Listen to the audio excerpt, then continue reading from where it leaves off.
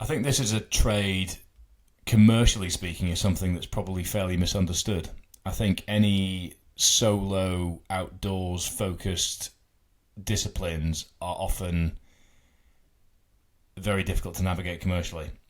Whether that's ultra running, whether that's mountaineering, whether it's adventure in general terms, short of being a TV adventurer, there isn't really an obvious way to make it a career. So, for those that are interested, for those that are curious, myself included, how have you structured things from a business and commercial point of view to be able to make this a career?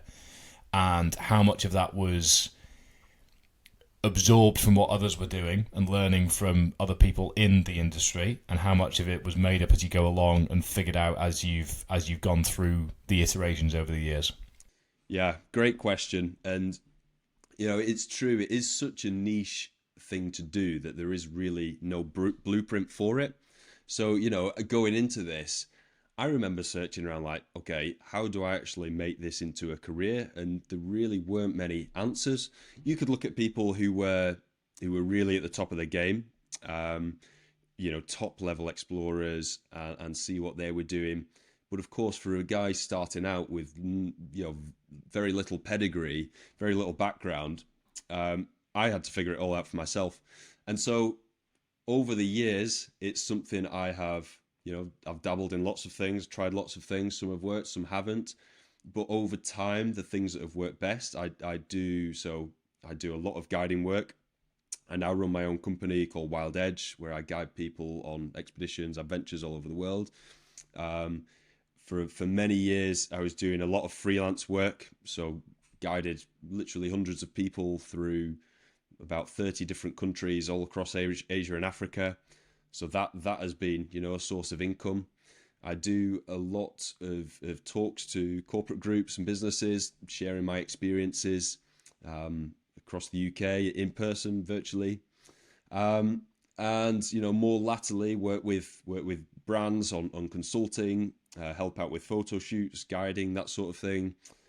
Do a bit of modeling for outdoor brands, and just recently have partnered up with a couple of big outdoor brands. But actually, one other part of sort of my career, which I've not spoken about a ton, was the thing that got me through COVID actually. So March 2020, just got back from Siberia, great big trip out there, and within 2 weeks, all of my work was cancelled. I had a year full of expeditions lined up, suddenly all cancelled. So it's like, okay, what do I do now?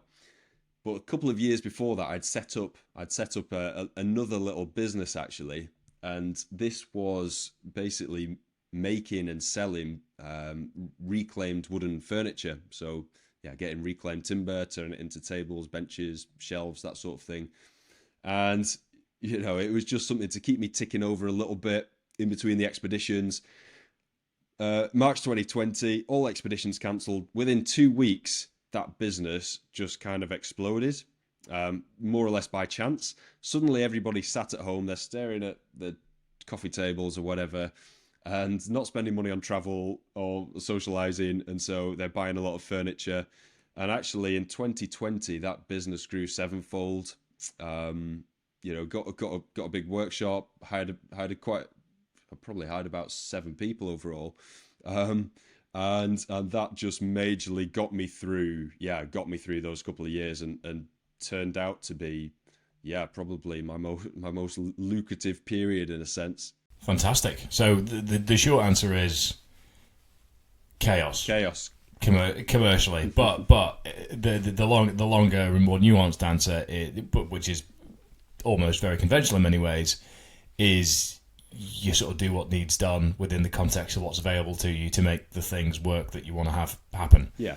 It's not a case of you can stroll in and say, I would like to be an adventurer, here is my CV, Big Four consultancy firm, are you interested? No, I'm afraid not. There's not really an Indeed job description for this, is there? No. So it's kind of, you've got to make do with what you've got, but you've got to be bullish, you've got to be bold, like you've said, to be able to get the attention from the people that haven't probably had that many propositions put their way because there isn't a really well-established commercial blueprint for how to approach these things. So it's reassuring to hear that it's chaos. Because if you come out and said, I've come up with this clear formula on how I navigated being an adventurer from a commercial sense, people would be like, oh, interesting.